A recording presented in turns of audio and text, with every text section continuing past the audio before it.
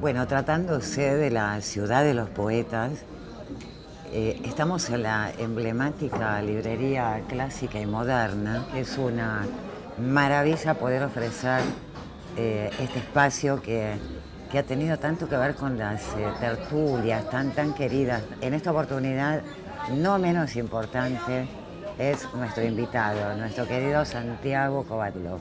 ¿Cómo estás, Santiago? ¿Qué tal, Lidia? Muy conmovido también por compartir este espacio con vos, en el doble sentido del término, el espacio de este programa y la casa en la que vamos a llevar adelante el despliegue de nuestra conversación.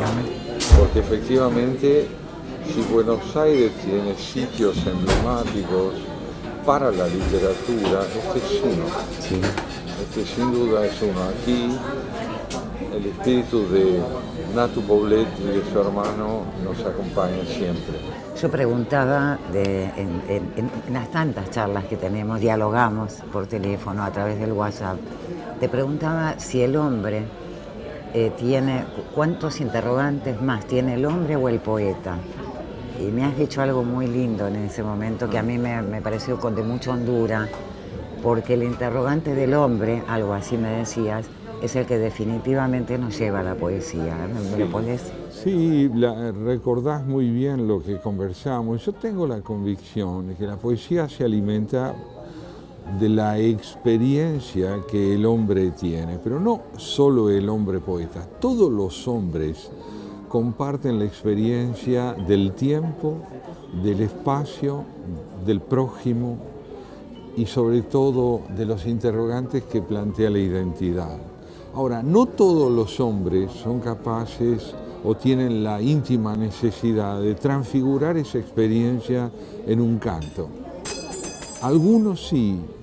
Es una bendición o no, depende de quién hablemos, pero lo cierto es que nosotros formamos parte de esa larga caravana de seres que han sentido la necesidad de convertir su experiencia en una canción. Como en un canto general. Eso es, como diría el maestro Neruda. Pero lo cierto es que sí, yo creo que el poeta es el que, para usar un término contemporáneo, capitaliza la experiencia de la persona y la transforma en un mensaje que representa algo más que aquel que escribe, ¿no? Un poema afortunado es un poema ante el cual otros seres humanos pueden decir es mío. Hay una identificación, hay un diálogo entre el lector y el escritor. Mirá, la anécdota más deliciosa que yo conozco al respecto la viví en la presentación de un libro de ensayos, en que cuando llegó la hora de firmar ejemplares se me acercó un señor con un muy buen poder actoral y mientras se encaminaba hacia mí con su ejemplar en la mano me lo muestra y me dice: usted no tiene ningún derecho. Ninguno, ¿me escuchó? Ningún derecho. Mire lo que ha hecho. Usted me ha robado todas mis ideas. Todo lo que yo pienso está aquí. Y nos reíamos juntos. Hermosísimo, ¿no? Y él me decía... Sí, ese espejo, ¿no? Sí, que provoca... Él había subrayado el ejemplar, mostrándome hasta qué punto, bueno, lo que yo había expuesto lo representaba. Y fue muy hermoso, y creo que no hay nada más alto.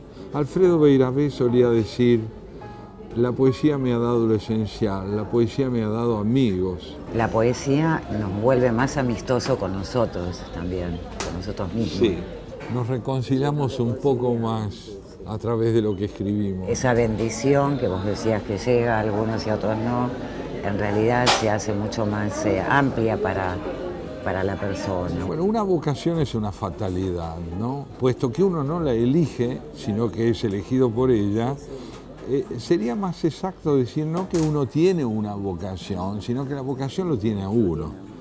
Uno está atrapado por ella, está a su servicio, es una fatalidad. Y vaya a saber si en algún momento de la vida no hubiéramos preferido no tenerla. ¿Por qué? Porque no hemos conocido el deleite de elegir. A mí me hubiera gustado, en la época en que yo era un adolescente, me sentaba en torno a una mesa con mis amigos, surgía el tema de siguiente: ¿qué te gustaría hacer? ¿Qué te gustaría hacer? Bueno, a mí me gustaría ser ingeniero, a mí me gustaría ser antropólogo. ¿A vos qué te gustaría? Yo no sé, yo siempre quise escribir. Nunca elegí en sentido estricto un camino. todo lo que hice fue alrededor de la decisión de escribir. Todo, absolutamente todo. Esa vocación que se me impuso como indispensable y me sostuvo y me sostiene hasta hoy, hizo de mí un hombre que sabía a qué debía obedecer. Vos en este libro que pudimos publicar, El ensayo en el espejo y otras celebraciones para Suma Poética, yo estaba releyendo la carta de Borges. ¿Cómo la carta que yo le escribí esta idea a Borges? que vos le escribí? Sí. Mira, yo estaba en un avión, lo recuerdo. Una carta a Borges. Él había muerto ese mismo año. Y estás diciendo algo justamente para redondear el tema que me acabas de decir. Sí, es que efectivamente, yo estaba en un avión, volaba en ese momento hacia San Pablo y recuerdo que él había muerto hacía unos días y yo estaba releyendo el Aleph. Y cuando terminé de leerlo, tuve la necesidad de escribirle y surgió el borrador de lo que después fue este ensayo, Carta a un viejo poeta. Sí. Yo ese ensayo, primero nació como el borrador de una carta, posteriormente lo corregí hasta volverlo a decentarlo, digamos, y volverlo más presentable. Pero efectivamente es una carta en la que yo trato de decirle a él por qué él, a diferencia de todos nosotros, es mortal y no inmortal. Y él es mortal porque solo lo excepcional vive una vez. Mientras que los que no somos capaces de contar con un talento como el suyo, aunque tengamos una vocación tan intensa como la suya, somos muchos y nos sucedemos generacionalmente. La poesía vive a través de muchos de nosotros y a través de muchas generaciones, pero alcanzar el nivel expresivo que Borges alcanzó es algo excepcional. Y lo vuelve eso irrepetible. Es incierto saber si algún día habrá otro Jorge Luis Borges, pero sí, en cambio, es cierto que habrá siempre quienes amemos la poesía y reivindiquemos su fecundidad.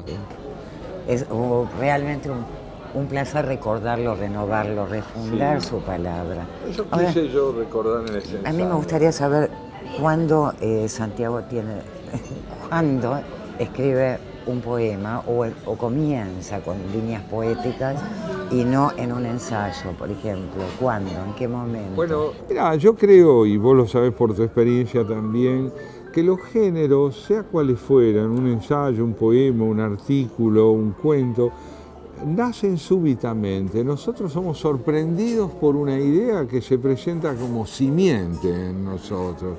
Una palabra, dos, una oración, una pequeña idea, surgen en nosotros, digamos, sin diferencia genérica. Uno advierte que está ante la posibilidad de un poema o la posibilidad de un ensayo o la posibilidad de un cuento.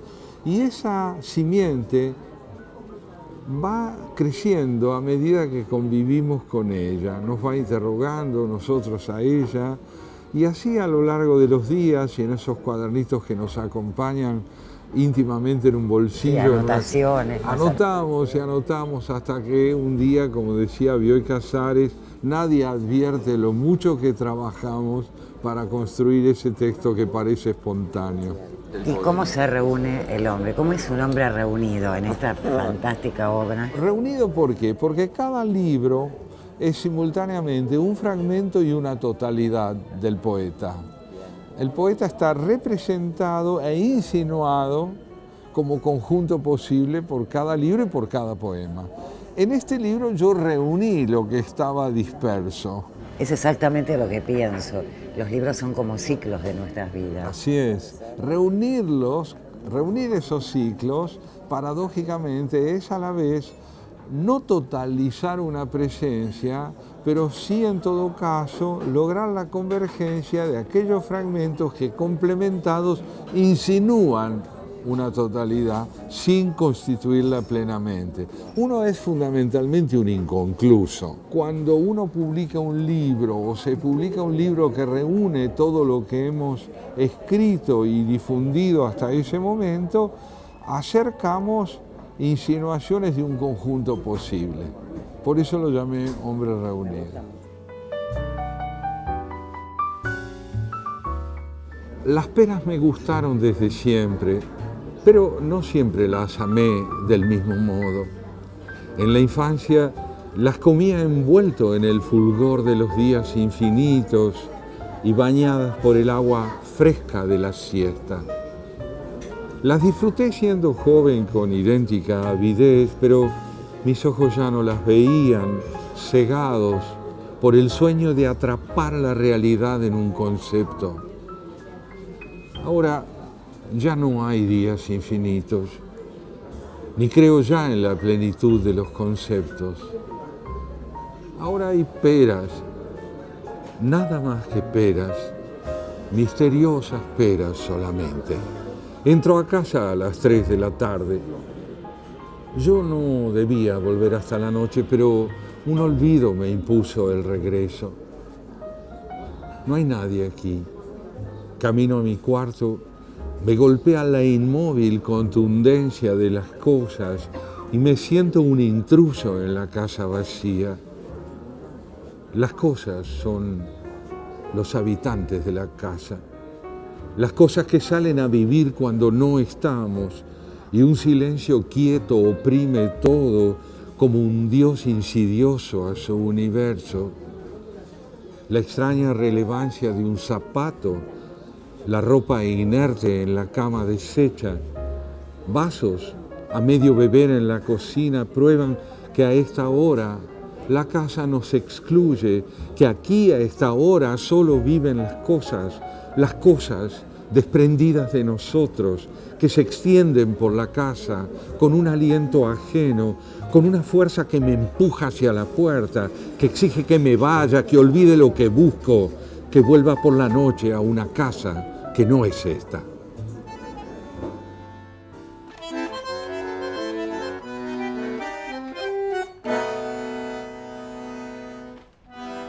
Mientras la luna serena baña con su luz de plata como un sollozo de pena, se oye cantar una canción.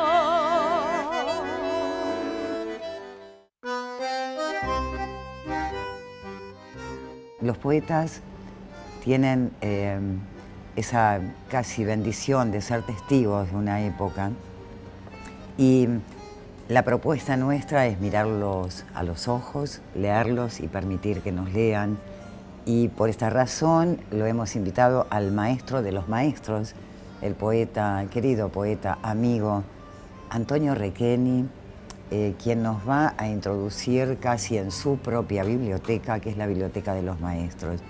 Antonio Requeni es académico, periodista y altísimo poeta, con una voz propia, singular, muy apreciada por todos nosotros, y nos damos la mano. Así vamos a comenzar con esta nueva presencia de la ciudad de los poetas. Bueno, pero para empezar quiero decirte que yo no soy un maestro. Sí. Voy a hablar de los maestros. Yo soy siempre un alumno, un aprendiz de poeta. Bueno, esa humildad que te caracteriza. Bueno, y quedamos en hablar de los maestros de la poesía argentina. La poesía argentina ha sido pródiga en grandes poetas, sobre todo los poetas de la primera mitad del siglo XX. Así como en España hubo un siglo de oro, que en realidad abarcó un siglo y medio, porque fue el siglo XVI y parte del XVII, la Argentina tuvo su medio siglo de oro, Qué bueno. que es el que va del 900 a 1950, ¿no? Empieza con los poetas de la primera década, que son nada menos que Lugones, Almafuerte, Carriego, Enrique Banch. Sigue con otros poetas como Alfonsina Storni, la primera mujer que se destaca en la poesía argentina, Fernández Moreno, un poeta tan tierno, tan querible, el creador del sencillismo. Y después la gran generación, que es la generación de Borges. ¿Y qué pasó con Borges? Y bueno, Borges en realidad, cuando llega Borges, que... la muy merecida fama y el brillo de Borges en realidad opacó a muchos compañeros de generación, muchos grandes poetas de esa misma época, de la misma edad más o menos de Borges, que son los que nacieron a fines del siglo XIX y principios del XX, y que han sido grandes poetas y muchos de ellos están olvidados o semi-olvidados, ¿no? ¿Se opacó porque se sintieron intimidados o porque No, los han dejado un poco? Los opacó, digamos, en el conocimiento del público.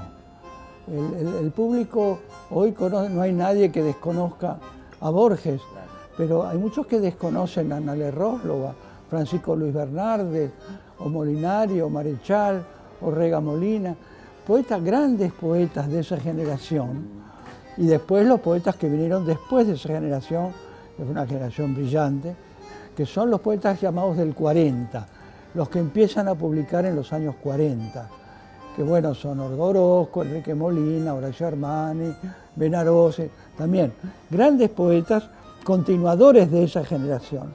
Y a vos el periodismo también, estaba pensando, por lo menos el periodismo de tu tiempo, ¿no? Porque Bueno, no yo sé fui ahora, periodista pero... y te diré que muchos de estos poetas que hablamos, maestros, los que fueron maestros, fueron también periodistas. Porque los poetas por lo general en esa época se formaban, González Tuñón, en crítica, por ejemplo, se formaron muchos poetas, en crítica en el mundo.